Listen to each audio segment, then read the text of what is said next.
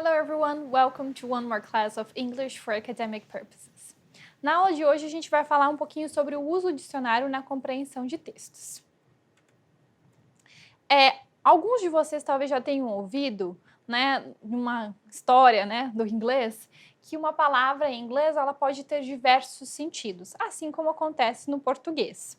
Então eu trouxe aqui para a gente começar a falar disso, dois exemplos com a palavra right, Quais os sentidos da palavra right nas duas sentenças abaixo? He uses his right hand to write. This exercise is right. Então, a gente tem dois usos distintos da palavra right nesses exemplos. Na primeira sentença, ele tem o sentido de mão direita. He uses his right hand to write. Ele usa sua mão direita para escrever. Já na segunda, this exercise is right means it's correct, ou seja, o exercício está correto. Isso acontece com várias palavras em língua inglesa, tá? Então, é uma das dificuldades do inglês? Mas como que a gente pode lidar com isso? Primeiro, contato com a língua, lendo e estando em contato com a língua e também utilizando o dicionário em casos que aquela palavra que às vezes a gente já conhece num contexto, mas ele não está fazendo sentido naquele outro contexto, eu buscar o auxílio do dicionário e sempre entender as palavras dentro de contextos. Aí a gente tem uma questão, devo utilizar o dicionário quando? Devo utilizar cada vez que for ler para todas as palavras, como eu utilizar o dicionário? A resposta para essa questão é, vocês precisam aprender a utilizar o dicionário de forma correta. Não é a questão de não utilizar nunca, mas utilizar quando necessário e de forma correta. E aqui eu estou falando de dicionário e não do tradutor. Nada contra o tradutor, ele tem a sua importância, a sua relevância, mas ele não tem os mesmos recursos que um dicionário tem. Ele é muito mais limitado. Ele realmente é um mecanismo de tradução, tá? Então a gente vai focar em dicionário.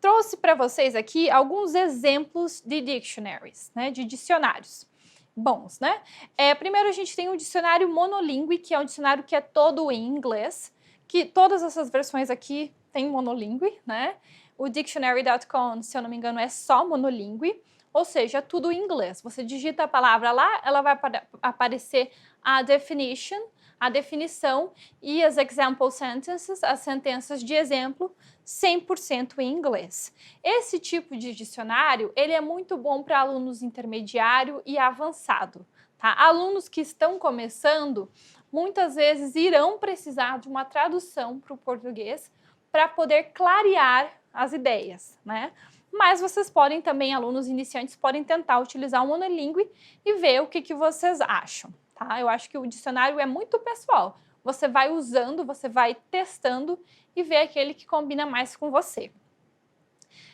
O dicionário bilíngue, que é o que a gente mais conhece, English-Português, do inglês para o português. Tem o Learner's Dictionary, a versão da Cambridge, que eu gosto muito, Ele tem a versão online, que ele é um dicionário 100% em inglês, mas ele é simplificado, ou seja, ele não é tão complexo de compreendê-lo como todo em inglês, porque ele já é feito para estudantes. Então, por exemplo, se você quer tentar tudo em inglês, mas você ainda não está tão confiante com o seu inglês para ir para o monolingüe, tente o Learners e vê como é que você se sai. E também tem os dicionários técnicos na área de direito, área de medicina, tem várias áreas que têm dicionários técnicos específicos aí de cada área. Tá, eu trouxe alguns exemplos aqui. O que eu mais gosto de longe no online, no sistema de utilizar dentro do website é o Cambridge. Ele vai ter a versão monolingüe, bilíngue e learners, essas três versões da Cambridge. Ele também tem uma versão grammar, então você pode pesquisar específico dúvidas de gramática. E o Ling eu gosto bastante para tradução. Então ele é um dicionário bilíngue somente e ele tem bastante, auxilia bastante alunos básico e iniciante. Então, o meu convite para vocês é que utilizem estes dois. Se você tiver interesse em comprar um dicionário físico, você pode comprar. O Oxford eu tenho, é ótimo. Longman também, o Cambridge. Mas hoje em dia é muito mais difícil a gente acabar utilizando o dicionário físico por conta do tempo ali que demora para você achar a palavra e etc. Então, podem utilizar o online. Mas eu não quero que vocês utilizem somente o tradutor, porque é mais cômodo, né? Mas é muito limitado em relação a recursos. Então, o meu convite para vocês na disciplina é conhecer esses dicionários, em especial o Cambridge e o Ling, e ver qual vocês gostam mais para poder usar. O Macmillan também é bem bom e é online. Então, como utilizar o dicionário de forma correta? Muito importante, não recorra ao dicionário assim que se deparar com uma palavra desconhecida. Isso vai te esgotar, você vai perder a paciência, vai desmotivar com o inglês. Não é necessário, vai perder sua energia ali querendo entender palavra por palavra. A leitura não funciona assim, tá? Utilize o dicionário após perguntar-se: a palavra é relevante no texto? Ela se repete? Ela é uma palavra-chave para a compreensão? Qual se parece ser a classe gramatical da palavra? A que grupo ela pertence? É um verbo? É um substantivo?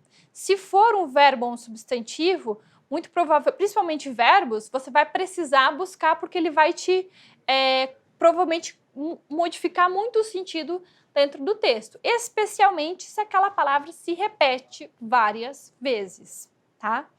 E a última pergunta que vocês devem se fazer, né, quando tiverem na dúvida se usam ou não usam o dicionário. É possível entender o sentido da palavra no contexto sem necessariamente saber a tradução exata? Se sim, você pode dispensar o uso do dicionário. Se não, pode ser necessário consultar. Então, isso é importante. O foco nosso aqui é o sentido, a compreensão e o sentido. Nós não queremos ser tradutores, nós queremos compreender textos. Tá? Então, se você conseguiu compreender e não precisou traduzir, mas não sabe exatamente como que é aquela palavra no português, tudo bem, você entendeu. Tá? Também não precisa utilizar o dicionário nesse caso. E vou trazer para vocês também nessa aula alguns elements do dictionary. E aqui eu selecionei o dicionário da Cambridge, em específico, online, tá? Que é uma coisa que a gente provavelmente vai ser mais fácil vocês utilizarem do que o físico, tá bom? Então, a head word é a palavra listada alfabeticamente no dicionário, é a palavra que você vai buscar.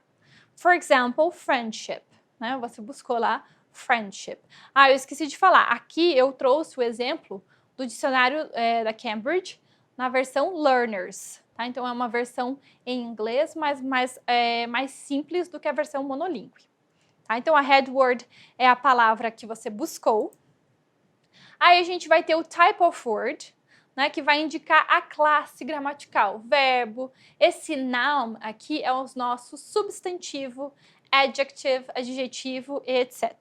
Tá? Aqui eu coloquei grifadinho noun, tá? Então você já sabe que é um substantivo.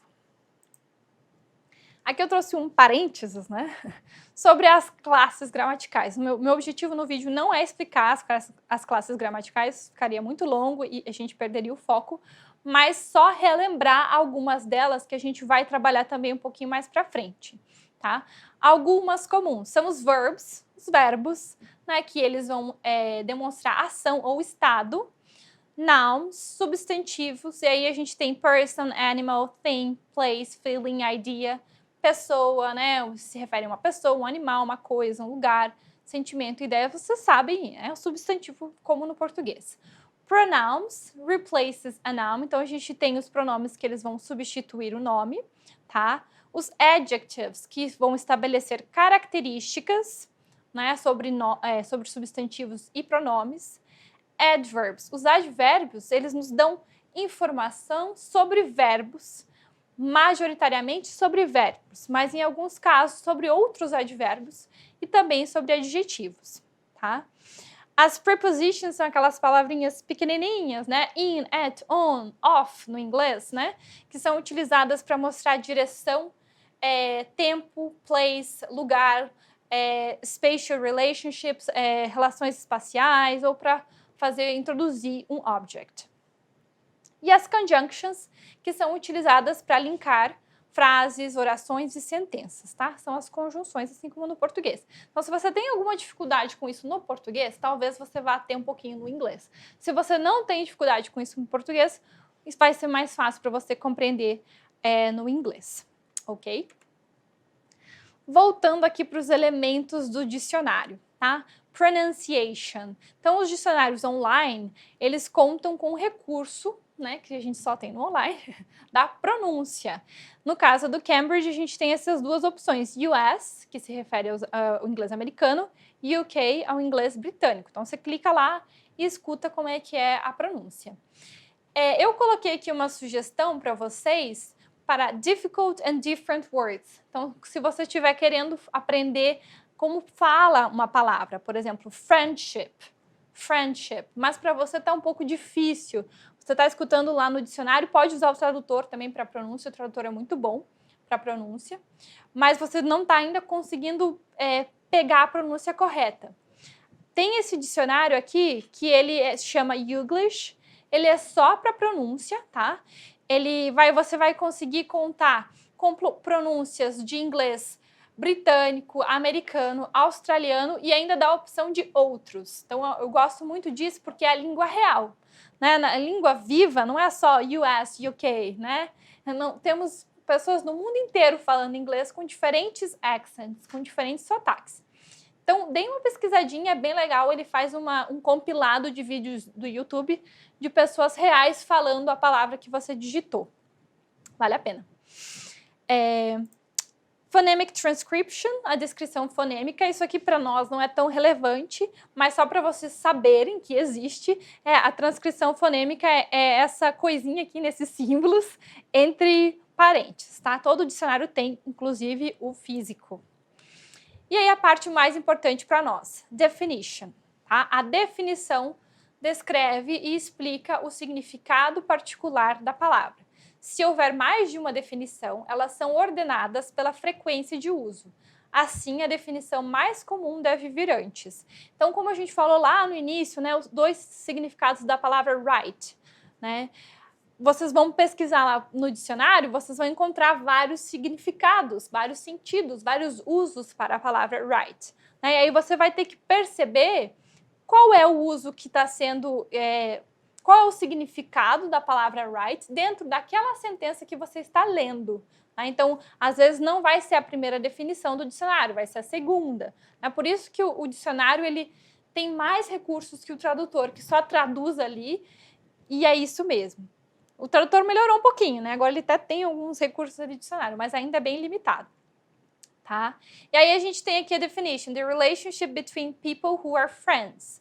A relação de pessoas que são amigas. Então, o que significa friendship? Amizade. Example sentence, né? A gente também tem as sentenças de exemplo no dicionário, elas são importantes para a nossa compreensão e também para quem quer escrever em inglês. Às vezes você está com alguma dúvida se você pode usar aquela palavra dentro de um contexto na escrita, você pode olhar os exemplos de sentença, né, utilizando aquela palavra e ver se encaixa naquilo que você quer escrever, tá? Their friendship goes back to when they were at school together. Então, a amizade deles vai desde quando eles estavam na escola juntos. Did you form any close lasting friendships in college? Você fez alguma amizade duradoura na faculdade? Atenção, college, faculdade, tá? É um falso cognato. I value her friendship above anything else. Eu valorizo a amizade dela acima de tudo. Tá? Então, exemplos de sentenças utilizando a palavra friendship. E tem essa parte também no dicionário da Cambridge, que conta com synonyms and related words, palavras sinônimas, palavras relacionadas a friendship, tá? Mas se você for escrever, isso aqui é mais interessante para escrita, né? Eu também recomendo que você busque um dicionário de sinônimos diretamente, pode colocar no Google, Synonyms Dictionary, tá? Vai aparecer um dicionário bom para você se você estiver escrevendo e quiser evitar a repetição daquela palavra. Então, pessoal, por essa aula é isso. Thank you very much and see you. Bye!